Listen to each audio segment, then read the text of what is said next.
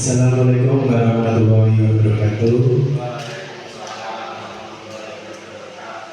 Terima kasih sudah hadir di ruang ini dalam acara Destinasi Budaya Positif SDN Karangrejo dari saya sendiri, Alfian Eka Pradana. Yang terhormat Ibu Kepala Sekolah SDN Karangrejo. Yang kedua, yang terhormat Bapak Ibu Guru SDN Karangrejo serta tamu undangan dari SD yang lain. Pertama-tama marilah kita panjatkan puji syukur kehadirat Allah Subhanahu wa taala sehingga kita dapat berkumpul di ruangan ini untuk melaksanakan kegiatan destinasi budaya positif. Sebelum memulai acara pada pagi hari ini, marilah kita buka acara hari ini dengan berdoa. Berdoa menurut keyakinan masing-masing, berdoa mulai.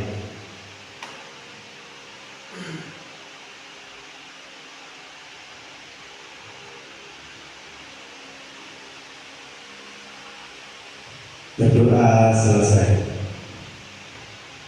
Untuk acara yang kedua, menyanyikan lagu Indonesia Raya. Dimohon Bapak Ibu Guru untuk berdiri.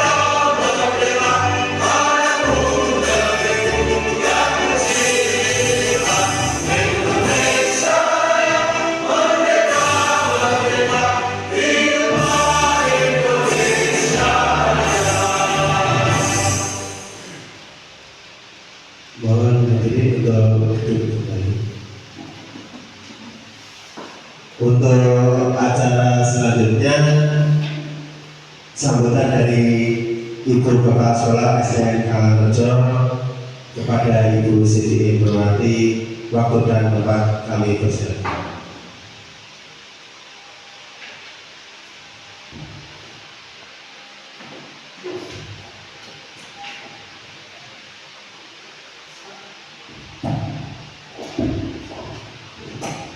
Assalamualaikum warahmatullahi wabarakatuh. Yang terhormat Bapak Ibu Guru SDN Karangrejo, yang saya hormati Bapak-bapak Guru SD yang lain dari SD Kodoran. Pertama-tama marilah kita panjatkan puji syukur kehadirat Allah Subhanahu wa taala bahwa kesempatan pada pagi hari ini kita masih bisa berkumpul di ruangan kelas dalam keadaan sehat walafiat. Langsung saja pada kesempatan pagi hari ini adalah dalam rangka acara CGP untuk loka karya yang kedua, seminar diseminasi diseminasi budaya positif untuk CGP. Alhamdulillah ya pada tahun ini untuk SDN Karangrejo ada 2 guru calon guru penggerak. Alhamdulillah. Untuk mudah-mudahan yang akan datang yang belum bisa mengikuti tes dan bisa lolos untuk Pak Yanto, Bu Yani dan yang lainnya. Saya harap untuk tahun depan bisa mengikuti. Ya selanjutnya untuk acara di sini yaitu diseminasi budaya positif, yaitu tentang aksi nyata ya, aksi nyata di PMM kan ada ya, selain mengisi pilihan-pilihan dan harus membuat aksi nyata ya. Sudah digarap PMM-nya. Alhamdulillah sudah digarap dan di sini nanti Pak Alfian menjelaskan tentang aksi nyata yang dibuat sama Pak Alfian nanti untuk referensi sama teman-teman yang lain ya, untuk referensi kalau di PMM nanti bagaimana caranya membuat, bagaimana dan insya yang buat langsung bisa dan lolos. Tapi terkadang kan harus gawe tenangan nyatanya kok kurang ganti. Pokoknya minggu pertama dan minggu ketiga dicek. Nah, mereka sudah membuat terus minggu 1 dan ketiga itu dicek. Nanti di situ ada sudah lolos atau belum. Tuh mudah-mudahan yang ikut CGP Bu Sumini dan Pak Alfian kedepannya ya ditularkanlah ya sama teman-teman yang lain yang positif-positif, ditularkan caranya bisa ikut CGP dan bisa menambah wawasan di SDN Karangrejo terutama, yaitu cara mengajar yang menyenangkan. Apalagi ini sudah kurikulum merdeka ya, bertitik berat kepada anak, bukannya gurunya sih ceramah terus, tapi anaknya yang kreatif dan gurunya juga ikut kreatif. Dan guru mengawasi dan membimbing untuk anak-anaknya ke depannya. Orang guru itu ceramah, tapi guru anaknya yang bisa mempunyai ide-ide. Dengan adanya kurikulum merdeka ada kebebasan anak untuk memilih atau mengeluarkan pendapatnya dan nanti bisa dikelompokkan untuk anak-anaknya dan guru nanti memberi penjelasan atau memberi kesimpulan pada anak-anaknya. Saya berharap untuk bila calon CGP ke depannya lebih sukses, lebih maju dan bisa diterapkan di SDN Karangrejo. Itu yang bisa saya sampaikan, kurang lebihnya saya minta maaf. Akhir kata, wassalamualaikum warahmatullahi wabarakatuh.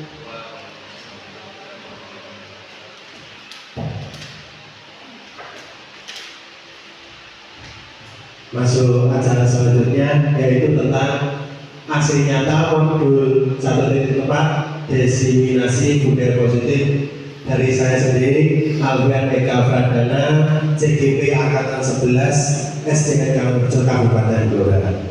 Sebelum memulai aksi nyata, untuk lebih semangat, mari kita SBK dulu, nanti menirukan gerakan yang ditampilkan. Sambil duduk boleh.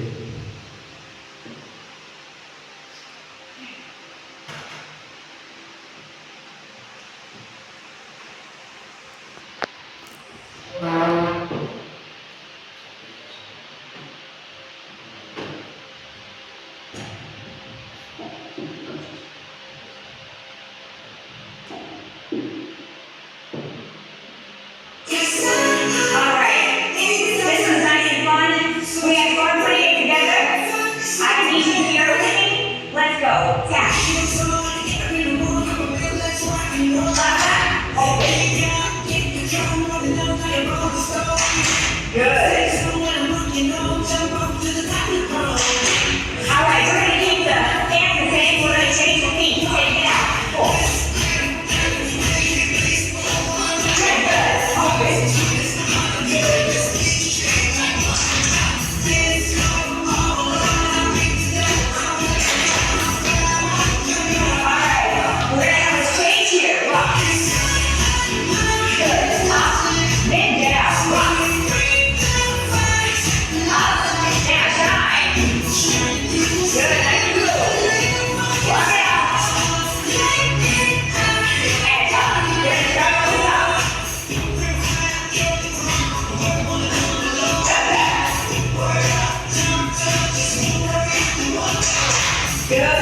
Once again, we're going to change that same motion to open fold. Open.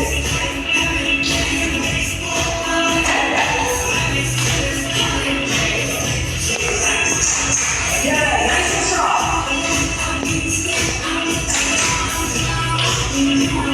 All right, we're going to rock it out. Take it up, and down, rock. Good, shine. Rock it out. Up. We're going to change here, roll over. Good, roll. Shine. Rock it out. Good, here we go. Stop it. Stop it.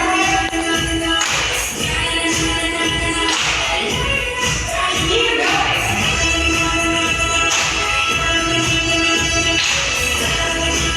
All right, and get your swing on the top. Good. Nice and easy. We're gonna let shine it over. 4, 3. Back to the hook. Rock it out. And up. And down. Good. Shine it.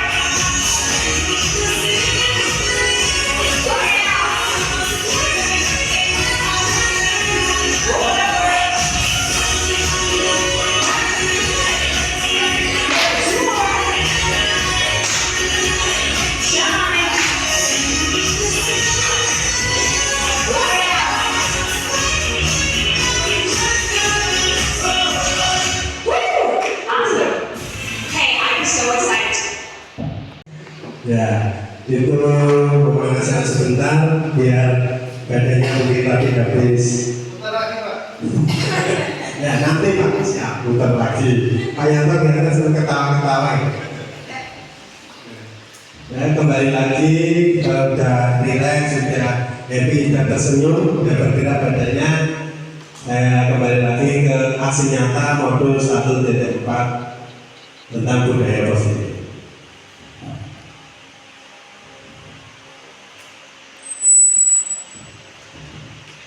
Perkenalkan, ini fasilitator saya Ibu Soleha Amalia. Untuk pengajaran praktek Ibu Astuti Tri Lestari. Untuk CGB saya sendiri Angga Eka Pradana. Konsep inti budaya positif ada yang pertama perubahan paradigma belajar, yang kedua disiplin positif, yang ketiga nilai-nilai kebajikan, yang keempat kebutuhan dasar manusia, yang kelima motivasi perilaku manusia, yang keenam posisi kontrol guru, yang ketujuh keyakinan kelas, yang kedelapan segitiga instruksi. Mungkin dari Bapak Ibu semuanya sudah membuat keyakinan kelas di kelas masing-masing ya. Jadi ada yang banyak sekali keyakinan kelas dari usulan dari murid dari Bapak Ibu tersebut. Pembelajaran dengan paradigma baru. Pembelajaran dengan paradigma baru menyatakan pembelajaran yang dirancang berdasarkan prinsip pembelajaran berdiferensiasi, sehingga para peserta didik belajar sesuai kebutuhannya berdasarkan tahap perkembangan sesuai teori fisiologi modern untuk mewujudkan profil pelajar Pancasila. Bapak Ibu semuanya, profil pelajar Pancasila ada berapa nih? 6. Yang pertama, beriman bertakwa kepada Tuhan Yang Maha Esa dan berakal mulia. 2. Berkebinekaan global. Yang ketiga, mandiri. Yang keempat, bergotong royong. Yang kelima, bernalar kritis. Yang keenam, kreatif. Disiplin positif. Disiplin berasal dari kata disiplina yang artinya belajar. Disiplin mengacu pada disiplin diri yang memiliki tanggung jawab terhadap apa yang dilakukannya berdasarkan nilai-nilai yang diyakini. Disiplin positif merupakan salah satu cara penerapan disiplin yang bertujuan untuk menumbuhkan kesadaran serta memperdayakan peserta didik tanpa imbalan penghargaan atau reward, ancaman atau hukuman. Sebagai pendidik, tujuan kita adalah menciptakan peserta didik yang memiliki disiplin diri sehingga mereka berperilaku mengacu kepada nilai-nilai kebajikan universal dan memiliki motivasi intrinsik dalam perubahan perilaku ke arah yang lebih baik. Nilai-nilai kebajikan yang pertama, nilai-nilai kebajikan adalah sifat-sifat positif manusia yang merupakan tujuan manusia yang ingin dicapai setiap individu. Nilai-nilai tersebut bersifat universal dan lepas bahasa, suku bangsa, agama maupun latar belakang. Yang kedua, dengan mengaitkan nilai-nilai kebajikan yang diyakini seseorang, maka motivasi intrinsiknya akan terbangun sehingga menggerakkan motivasi dari dalam untuk dapat mencapai tujuan mulia yang diinginkan. Untuk yang ketiga, nilai-nilai kebajikan yang dicapai oleh setiap anak Indonesia kita kenal dengan profil pelajar Pancasila. Ini contoh proyek-proyek nilai-nilai kebajikan: peduli, rajin, integritas, rasa hormat, keberanian, kebahagiaan, tanggung jawab, kebersihan, kesantunan, keadilan, pengabdian, komitmen, kreatif, baik hati, bijaksana, belas kasih, semangat, kesetiaan, bersyukur, percaya diri, kedermawan, berprinsip, toleransi, belas kasih, kejujuran, bersahaja, percaya, bertujuan, berdermawan, keteraturan, lurus hati, tenggang rasa, harga diri, kedamaian, ketegasan, gotong royong, rendah hati, keteguhan dan pengertiannya. Ini coba saya bantu Bu Emma untuk membacakan. Terima kasih Pak Alfian. Tahapan menciptakan program kebajikan. Lihat daftar kebajikan yang telah disusun bersama. Kemudian menentukan nilai-nilai kebajikan yang ingin dijadikan perhatian utama. Curah pendapat warga kelas atau sekolah. Kemudian menyempurnakan beberapa daftar nilai kebajikan yang utama, kemudian dibahas lagi. Dan yang terakhir adalah membuat poster atau memuat di media sosial tentang keyakinan sekolah atau keyakinan kelas. Terima kasih. Terima kasih Bu Emma. Nah, tahapan menciptakan program kebajikan. Sekarang kebutuhan dasar manusia. Kebutuhan dasar manusia merupakan sesuatu yang dibutuhkan oleh manusia untuk mempertahankan hidup dan kesehatan, keseimbangan fisiologis dan maupun psikologis. Jadi bertahan hidup pada yang pertama ada penguasaan, kasih sayang dan rasa diterima, kebebasan dan kesenangan. Jadi ini termasuk dari kebutuhan dasar manusia. Ada yang tadi penguasaan, bertahan hidup, kesenangan, kebebasan, kasih sayang dan rasa diterima. 5 kebutuhan dasar manusia. Yang pertama bertahan hidup. Jadi bertahan hidup ada makanan, perhatian, tempat tinggal, keamanan dan kesehatan. Itu untuk syaratnya bertahan hidup. Jadi kita harus makan setiap hari. Ada tempat tinggal untuk berlindung dan keamanan dan kesehatan. Untuk yang kedua kasih sayang dan rasa diterima. Poinnya rasa diterima, dipedulikan, berbagi, kerjasama, menjadi bagian dalam kelompok. Jadi ini nilai-nilai yang untuk kasih sayang dan rasa diterima. Untuk selanjutnya penguasaan. Penguasaan nilai-nilai yang diterapkan, harga diri, keinginan untuk dianggap, memimpin, berprestasi, diakui dan didengar. Itu contoh dari penguasaan. Untuk selanjutnya kebebasan. Itu ada mandiri, memiliki pilihan, mencoba hal baru, mampu mengendalikan arah dirinya. Untuk selanjutnya kesenangan. Kesenangan di sini ada bermain, humor, antusiasme, dan tertawa. Ini 5 kebutuhan dasar manusia.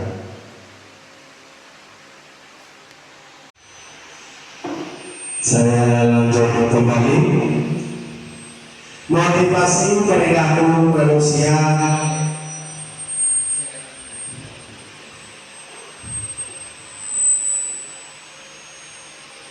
Yang pertama, untuk menghindari ketidaknyamanan atau hukuman. Yang kedua, untuk mendapatkan imbalan atau penghargaan dari orang lain. Untuk yang ketiga, untuk menjadi orang yang mereka inginkan dan menghargai diri sendiri dengan nilai-nilai yang mereka percaya. Sekarang ini ada gambar. Mengapa keyakinan kelas? Mengapa bukan peraturan kelas? Di sini ada yang bisa menjawab. Kenapa kok keyakinan kelas? Kenapa kok bukan peraturan kelas? Gitu, Bu Iman.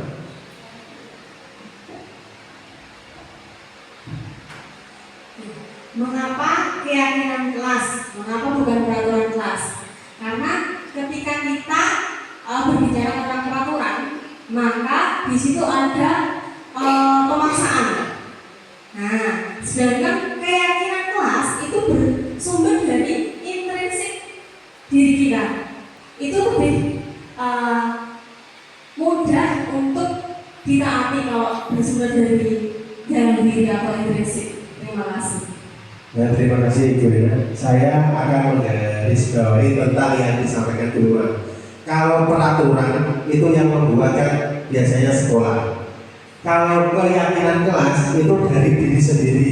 Jadi dari diri murid dan Bapak Ibu guru dibuat keyakinan. Jadi kalau murid ada berbuat kesalahan diingatkan tentang keyakinan kelasnya apa kan?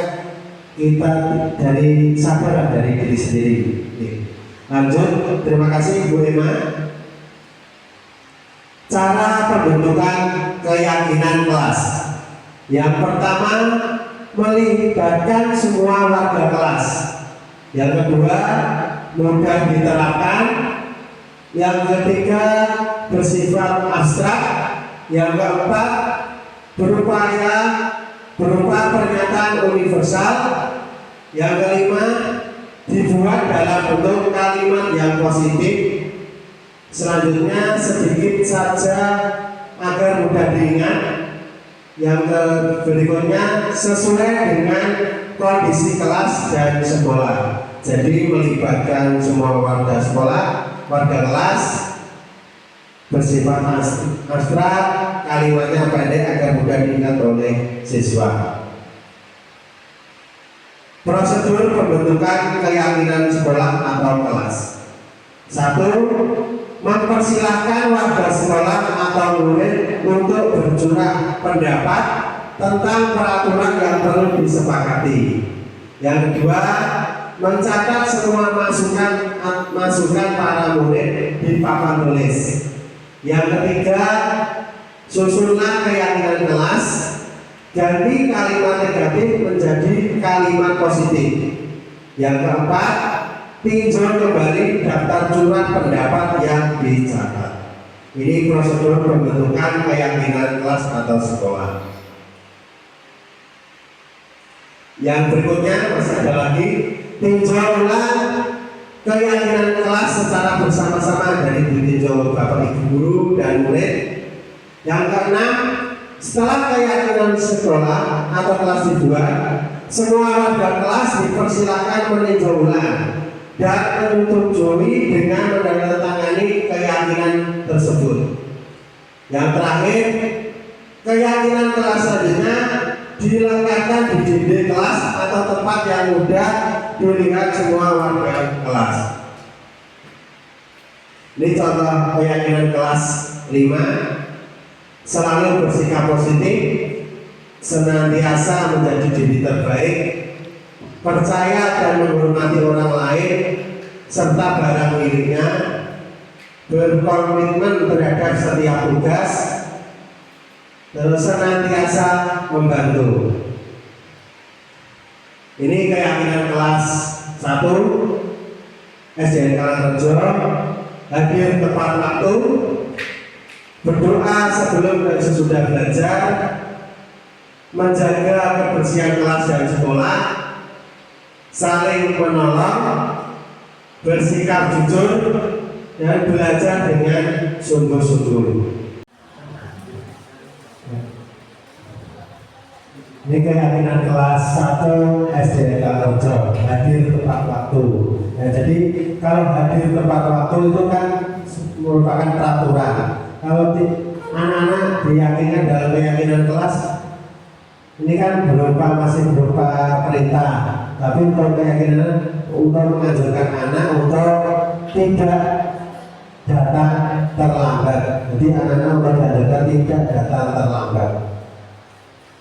Berdoa sebelum dan sesudah belajar. Di anak-anak dibiasakan untuk berdoa sebelum dan sesudah belajar. Menjaga kebersihan kelas dan sekolah. Di anak-anak itu dianjurkan atau dicatat kalau anak-anak buang sampah pada tempatnya. Itu tentang keyakinan. Nah, silakan buang sampah pada tempatnya kan hampir kayak peraturan disuruh. Kalau tentang tolong anak-anak buang sampah pada tempatnya. Untuk saling menolong, jadi anak-anak ini saling menolong sesama teman, bersikap jujur. Bersikap jujur, anak-anak diajarkan untuk jujur dalam segala hal. Yang selanjutnya, belajar dengan bersungguh-sungguh. Ini keyakinan kelas 1 dari SDN Karangrejo.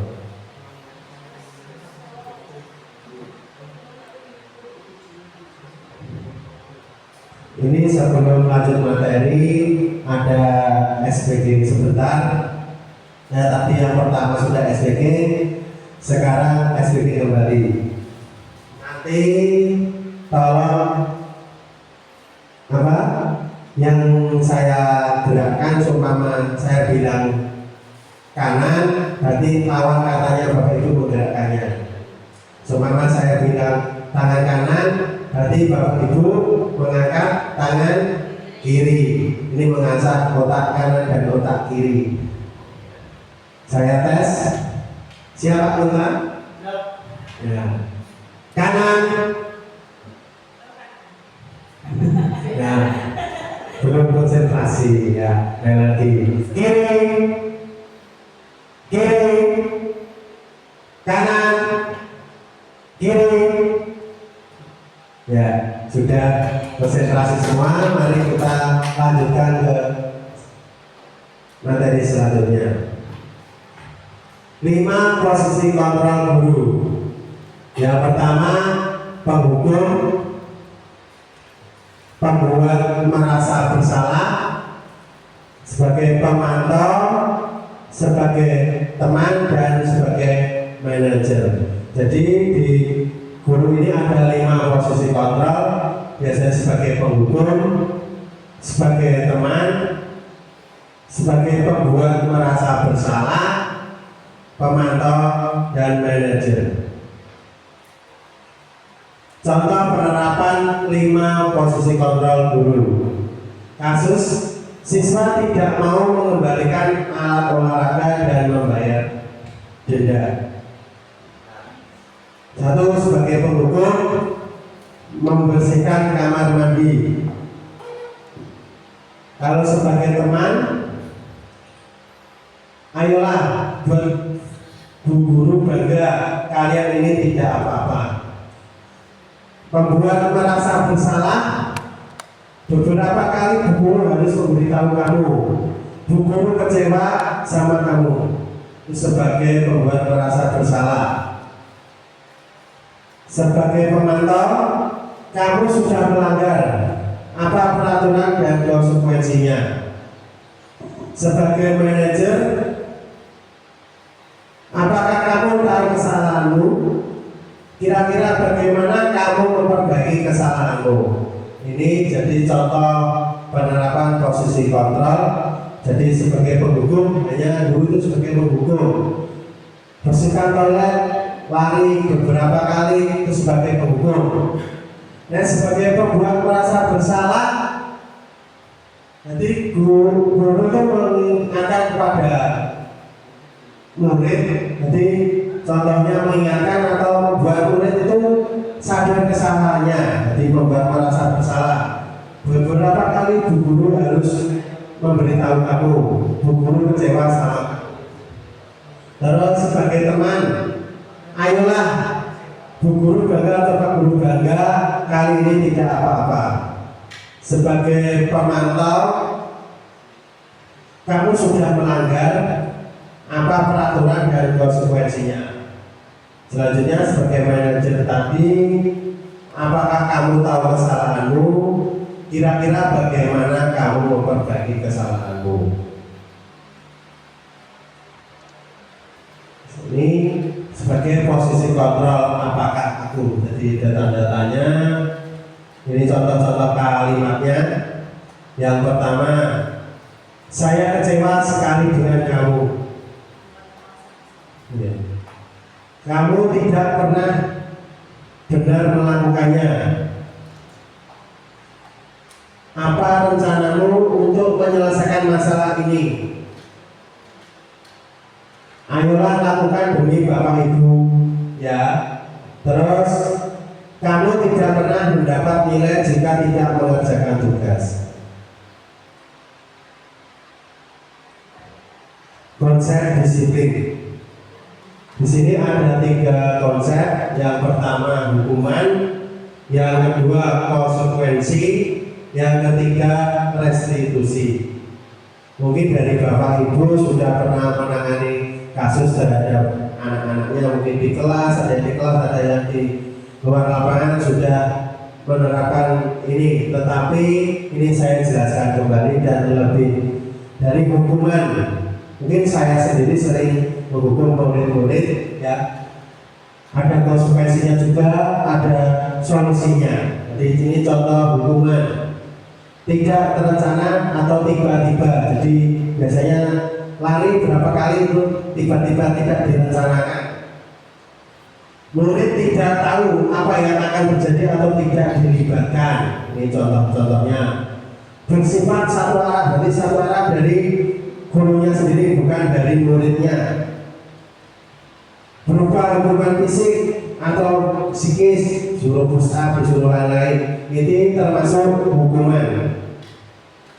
Terus kalau konsekuensi, ini terencana atau disepakati sesuai peraturan. Seumpama tadi tidak ada keyakinan kelas atau peraturan kelas, seumpama tidak membuang sampah pada tempatnya, jadi anak-anaknya disuruh mengambil lalu dibuang sampah, itu konsekuensi. Murid tetap dibuat tidak nyaman. Di murid itu dibuat tidak nyaman agar ingat konsekuensinya. Apa yang telah kalian dibuat itu konsekuensinya apa, tanggung jawab. Terus sikap guru selalu memonitor murid. Jadi guru, Bapak Ibu guru harus juga memonitor murid. Dari contohnya tadi membuang sampah itu selalu dibuat. Habis jajan dilihat apakah anak tersebut sudah menjalankan keyakinan kelas. Yang berikutnya restitusi. Jadi ini solusinya. Di proses menciptakan kondisi bagi murid untuk memperbaiki memperbaiki kesalahan. Proses kolaboratif yang mengajarkan murid untuk mencari solusi sendiri.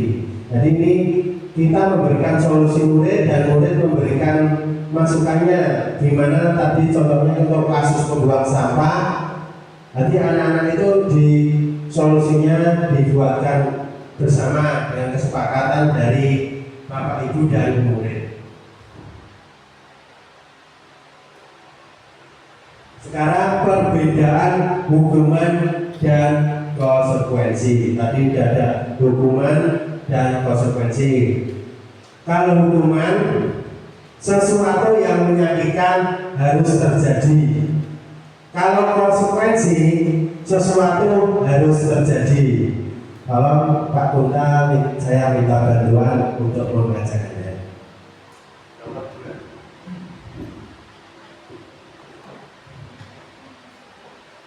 Yang kedua, membuat anak sakit atau fisik maupun hati untuk jangka waktu yang lama.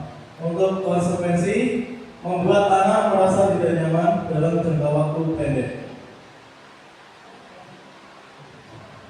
Terima kasih Pak Kunta. Yang kedua tadi membuat anak sakit atau fisik maupun hati untuk jangka waktu lama. Kalau konsekuensinya membuat anak merasa tidak nyaman dalam jangka waktu pendek. Di perbedaannya, kalau hukuman tadi ya anak mungkin tersinggung, sakit hati, tidak bisa sembuh atau sakit hati. Pak Guru KS sebenarnya hukum aku berlari terus, lagi sakit hati. Kalau konsekuensinya sebentar, jadi sebentar, mungkin dendamnya sebentar, tidak lama, itu perbedaannya. Untuk berikutnya, anak-anak membenci kedisiplinan. Kalau sedangkan konsekuensi, anak menghargai disiplin. Terus kalau hukuman, paksaan harus seketika. Kalau konsekuensi, diberi stimulus atau tanggapan. Hukuman mendorong anak menyakiti diri sendiri. Jadi kita mendorong anak untuk menyakiti dirinya. Kalau sedangkan konsekuensi mendorong anak agar mudah menyesuaikan diri. Hukuman konsep diri yang buruk, kalau konsekuensi konsep diri yang baik.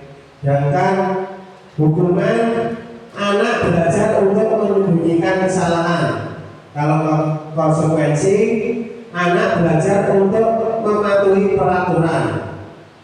Kalau hukuman marah, rasa bersalah, dipermalukan, merasa dihargai. Kalau konsekuensi kehilangan hak, dibuat tidak nyaman, diasingkan untuk sementara atau time out. Nah, jadi ini sedikit perbedaan hukuman atau konsekuensi. Jadi mungkin untuk saya sendiri masih banyak hukumannya daripada konsekuensinya. Mungkin dari Bapak Ibu guru yang lain sudah diterapkan antara memberi konsekuensi dan memberi hukuman.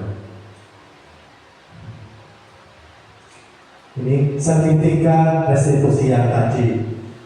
Restitusi adalah proses menciptakan kondisi baik di murid untuk memperbaiki kesalahan mereka, untuk mewujudkan disiplin diri sehingga mereka bisa kembali pada kelompok mereka dengan karakter lebih kuat, menjadi mandiri dan bertanggung jawab.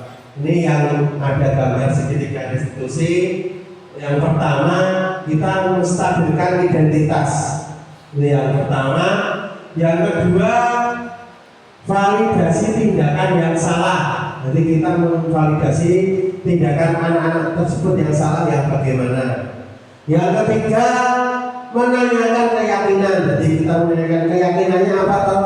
Setelah dibuka atau dibaca, oh iya Pak ini keyakinannya. Jadi untuk tahap-tahap segitiga restitusi, yang pertama menstabilkan identitas itu menanya, kenapa saya panggil ke sini, apa kesalahannya, itu menstabilkan. Terus memvalidasi tindakan yang salah. Jadi kita, kenapa kamu membuang sampah sembarangan, itu validasi yang salah. Terus menanyakan keyakinan, kalau kamu membuang sampah sembarangan akibatnya apa, terus kita memberi solusi banjir dan lain-lain. Terus kamu bagaimana bisa menerapkan membuang sampah itu pada tempatnya, itu termasuk menanyakan keyakinan. Ini tahap 1, menstabilkan identitas.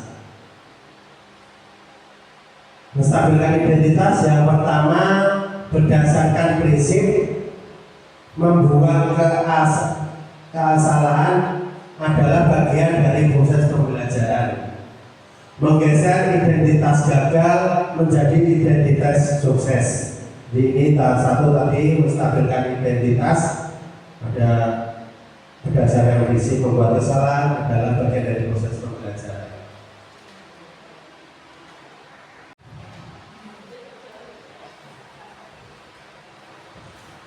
Contoh kalimat menstabilkan identitas. Berbuat salah itu tidak apa-apa. Tidak ada manusia yang sempurna. Benar lagi, saya juga pernah melakukan kesalahan seperti itu. Kita bisa menyelesaikan ini. Contoh kalimatnya lagi, Bapak atau Ibu tidak tertarik mencari siapa yang salah, tapi ingin mencari solusi. Selanjutnya, kamu berhak merasa begitu. Apakah kamu sedang menjadi teman yang baik buat dirimu sendiri? Ini contoh kalimat menstabilkan identitas. Jadi kita menanya murid kita menstabilkan identitasnya atau menstabilkan keadaannya apa yang telah diperbuat anak-anak tersebut. Untuk tahap kedua, validasi tindakan yang salah. Poinnya, berdasarkan prinsip setiap perilaku berupaya memenuhi suatu kebutuhan tertentu. Guru akan bergeser dari pemikiran stimulus respon menjadi proaktif, mengenali dan mengakui kebutuhan murid, akan memperbaiki hubungan dengan murid. Ini contoh-contoh poinnya untuk memvalidasi tindakan yang salah. Ini contoh kalimat validasi tindakan. Padahal kamu bisa melakukan yang lebih buruk dari ini ya. Kamu pasti punya alasan mengapa melakukan hal itu. Kamu patut bangga pada dirimu sendiri karena kamu telah melindungi sesuatu yang penting buatmu. Kamu boleh mempertahankan sikap itu, tapi kamu harus menambahkan sikap yang baru. Ini contoh kalimat validasi tindakan. Untuk tahap yang ketiga, menanyakan keyakinan. Jadi murid akan diberi pertanyaan-pertanyaan bermakna untuk memunculkan motivasi secara intrinsik. Yang kedua, mampu mengaitkan keyakinan dengan tindakan yang salah. Ini poin dari untuk menanyakan keyakinan. Contoh kalimat menanyakan keyakinan. Apa yang kita percaya sebagai kelas atau keluarga? Apa nilai-nilai umum yang kita telah sepakati? Apa bayangan kita tentang kelas yang ideal? Kamu mau jadi orang yang seperti apa? Ini contoh-contoh kalimat yang ditanyakan untuk menanyakan keyakinan pada murid. Mungkin dari Bapak Ibu Guru sudah berpengalaman, contoh-contoh kalimatnya mungkin masih banyak lagi.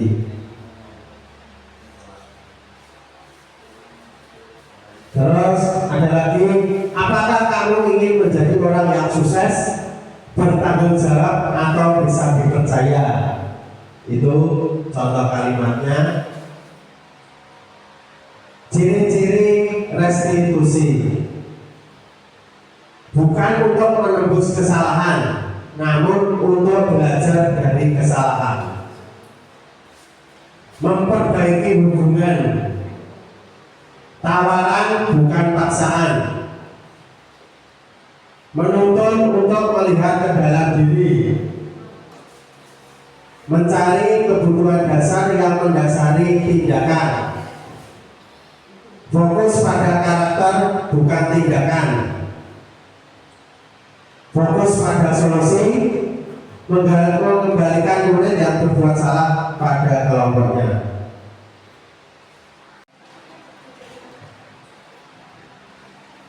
Tadi ini ciri-ciri restitusi, ya, tadi ada banyak sekali ciri-ciri restitusi. Ini contoh penerapan segitiga restitusi yang saya lakukan di sekolah ini. Yang pertama, guru mengajak dikur untuk berdiskusi di ruang guru untuk menyelesaikan masalah. Guru mengawali dalam penyelesaian masalah dengan menstabilkan identitas mengenai masalah dikur yang tidak mau mengembalikan alat olahraga dan membayar denda. Guru memvalidasi tindakan yang salah bahwa masalah yang dihadapi dikur ada alasannya. Dikur tidak mau mengembalikan alat olahraga karena sudah capek bermain. Selanjutnya, guru menanyakan keyakinan kepada dikur bahwa tindakan dikur melanggar keyakinan kelas, yaitu disiplin. Dikur menyadari dan sepakat untuk memperbaiki masalah dengan tidak bermain olahraga berlebihan dan mau mengembalikan alat olahraga supaya tidak membayar denda. Jadi untuk kesepakatan saya di kelas 6, ini anak kelas 6, jadi seumpama mengembalikan alat olahraga itu secara bergilir, jadi urut absen. Nah, pada saat itu ternyata dikur tidak mau mengembalikan alat olahraga. Jadi ada, kalau tidak mengembalikan, saya buat konsekuensinya membayar denda untuk dimasukkan ke kelas 6. Ini sudah saya terapkan, ini jadi kasus ini.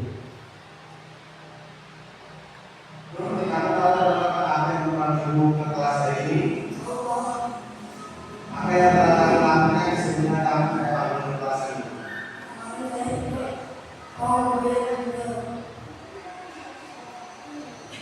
Apakah kamu menunjukkan merupakan kesalahan?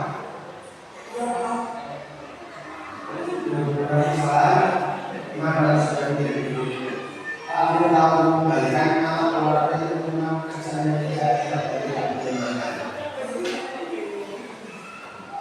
Apabila alat olahraga dan komplit, kita akan belajar. Apakah kamu tahu saudara keyakinan kelas yang kita sepakati di kelas ini?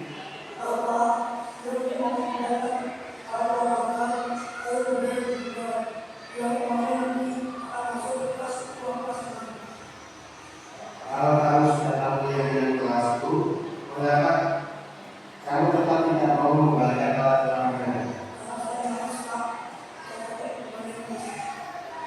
Jadi kita cari solusinya agar kamu bisa mengembalikan alat olahraga ke dulu.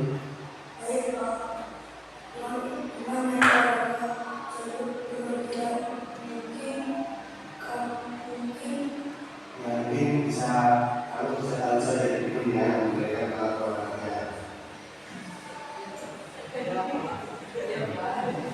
Justru kalau kamu olahraga yang kemudian, maka kamu bisa mengembalikan alat olahraga. Jadi besok kalau olahraga lagi, olahraganya sesungguhnya dan sesuai jadwal di untuk mengembalikan alat olahraga bisa saya atur.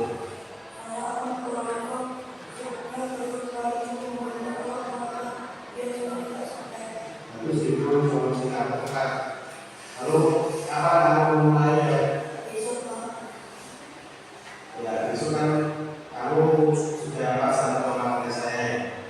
Itu kamu memang tidak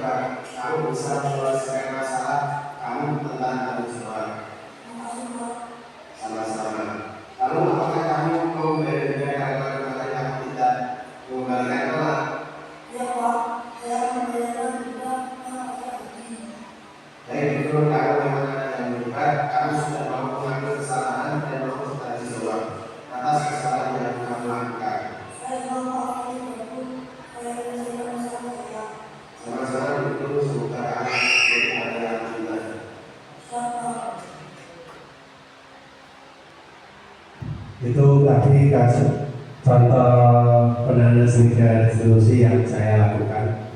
Untuk yang kasus kedua ini kasusnya tentang terlambat, jadi anak sering terlambat. Jadi contoh percakapannya, Talita, ini murid saya bernama Talita, jadi anak kelas 6. Talita, kamu datang terlambat lagi ya Pak? Nah, jawabnya iya Pak. Sudah berapa kali kamu datang terlambat dalam 1 bulan ini? Sudah 5 kali Pak. Menurut kamu, apakah datang terlambat merupakan kesalahan? Iya Pak. Talita, berbuat kesalahan memang manusiawi. Setiap orang pasti pernah berbuat kesalahan. Yang terpenting kita bisa belajar dari kesalahan tersebut dan berusaha untuk memperbaiki kesalahannya itu. Kamu setuju? Setuju Pak. Talita, kamu cari solusinya bersama ya. Kita cari solusinya bersama. Ya Pak. Talita sering terlambat pasti punya alasannya. Kenapa sih Talita sering datang terlambat? Karena saya sering bergadang sambil main HP jadi kurang tidur. Kamu tahu apa keyakinan kelas yang kita sepakati? Tahu Pak, salah satunya harus datang tepat waktu. Betul Talita, kamu terlambat datang ke sekolah itu sesuai dengan keyakinan kelas kita? Tidak. Tidak Pak. Menurut kamu, keyakinan kelas apa saja yang sudah kamu langgar? Disiplin Pak. Ya betul. Menurut kamu disiplin itu penting tidak buat kamu? Penting Pak, membuat saya datang ke sekolah tepat waktu dan bisa menghargai waktu. Benar Talita, menghargai waktu itu penting dan sangat bermanfaat untuk kita. Ya Pak, saya menyesal dan saya mohon maaf sudah sering terlambat. Baik Talita, sikap yang baik sudah kamu lakukan dengan cara menyesali kesalahan dan minta maaf. Menurut kamu, apa yang kamu lakukan agar kamu tidak datang terlambat lagi ke sekolah? Saya akan tidur lebih cepat dan tidak begadang lagi. Juga membatasi waktu saya bermain HP supaya tidak terlambat lagi. Bagus Talita, kira-kira apakah nanti akan ada yang mengingat kamu jika terlalu main sering HP? Ada Pak, Ibu dan kakak saya. Baiklah Talita, kamu sudah menemukan solusinya dan Bapak akan bekerja sama dengan orang tuamu agar kamu tidak datang terlambat lagi. Sekarang kamu bisa kembali ke kelas untuk mengikuti pembelajaran. Semangat belajar ya Nak. Terima kasih Pak. Ini contoh kasus yang kedua tentang terlambat ke sekolah. Jadi tadi sudah ada yang pertama tentang tidak mengembalikan alat olahraga, yang kedua datang ke sekolah sering terlambat. Di tujuan akhir dari 5 posisi kontrol seorang guru adalah pencapaian posisi manajer, di mana di posisi inilah murid dapat menjadi pribadi yang mandiri, merdeka, dan bertanggung jawab atas segala perilaku dan sikapnya, yang pada akhirnya dapat menciptakan lingkungan yang positif, aman, dan nyaman. Jadi tujuannya kita melakukan segitiga restitusi itu membuat anak menjadi lebih baik agar tidak mengulangi kesalahan-kesalahannya atau melanggar keyakinan kelas. Penerapan budaya positif yang diterapkan di SDN Karangrejo. Yang pertama, memberikan contoh atau teladan kepada peserta didik kita untuk datang tepat waktu. Yang kedua, menerapkan budaya 6S, senyum, salam, sapa, saling, sopan, dan santun. Ini sudah kita mulai setiap pagi kita dari Bapak Ibu Guru SDN Karangrejo menyambut anak-anak untuk masuk sekolah. Jadi kita bercengkrama dengan anak, bersilaturahmi dengan orang tua yang mengantar, itu sudah kita terapkan contoh budaya 6S. Terus pembiasaan doa dan asmaul husna dan sholat duha sebelum kegiatan belajar mengajar dimulai. Terus mengajarkan apa yang sudah menjadi tugas kita dengan tepat waktu dan penuh tanggung jawab.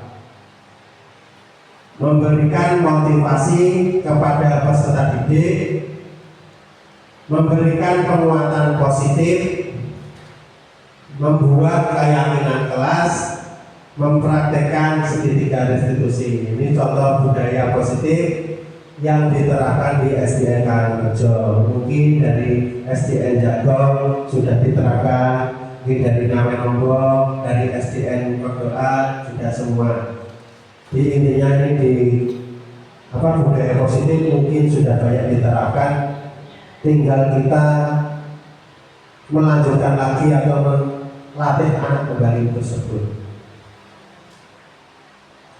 Penutup, dalam penerapan program disiplin positif, hendaknya guru memiliki standar kepribadian profesional dan sosial yang baik, di mana guru mampu merefleksikan dirinya dalam posisi kontrol saat ini.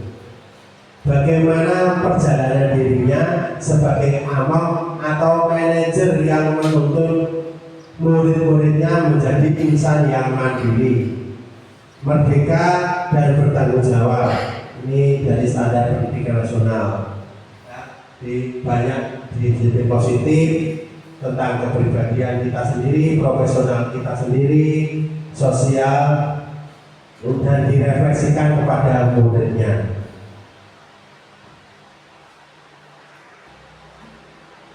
Sebelum penutup, saya minta tanggapannya dari Bapak Ibu Guru, sepatah atau dua patah kata tentang presentasi yang tentang aksi nyata budaya positif yang sudah saya terapkan ini. Mungkin dari Pak Penny.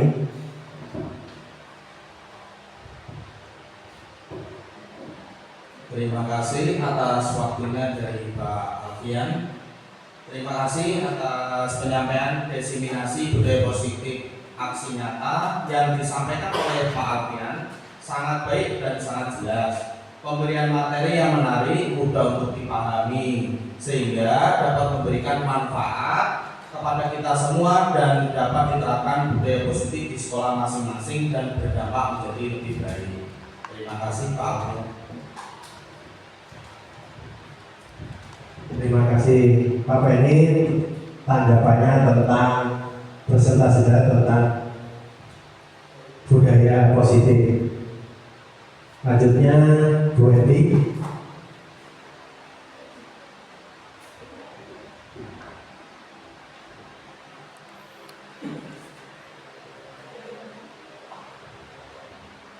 Terima kasih. Presentasi dari Bapak Alfian tentang budaya positif sangat menarik dan memberikan wawasan yang mendalam. Saya sangat terkesan dengan penjelasan mengenai konsep disiplin positif dan bagaimana hal itu dapat diterapkan di kelas, seperti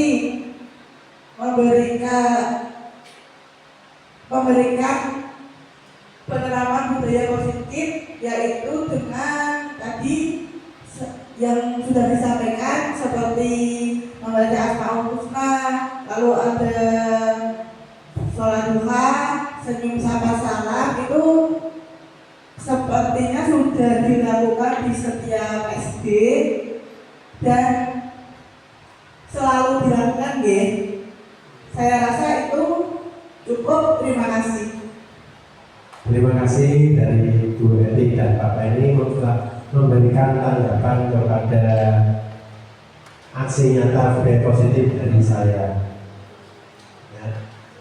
Intinya kita ini dalam aksi nyata budaya positif ini kita memberikan budaya yang positif kepada anak-anak. Jadi anak-anak dibuat tentang keyakinan kelas tadi, itu dibuat keyakinan kelas, terus tentang perbedaan peraturan, hukuman, dan konsekuensi dari tiga institusi. Itu dari saya. Mungkin ini ada sedikit pantun. Masih kecil suka bergaya, sudah besar suka main pipa.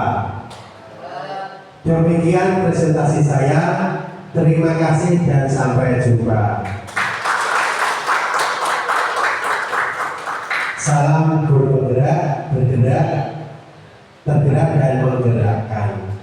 Sebelum acara saya tutup, marilah kita berdoa. Semoga hasil dari presentasi saya bisa bermanfaat dan bermanfaat kepada Bapak Ibu semuanya. Mungkin yang baik bisa ditularkan ke SD yang Bapak Ibu tempati, yang jelek tolong diingatkan. Ya. Untuk mengakhiri kegiatan hari ini, marilah kita berdoa menurut agama dan kepercayaan masing-masing. Berdoa mulai.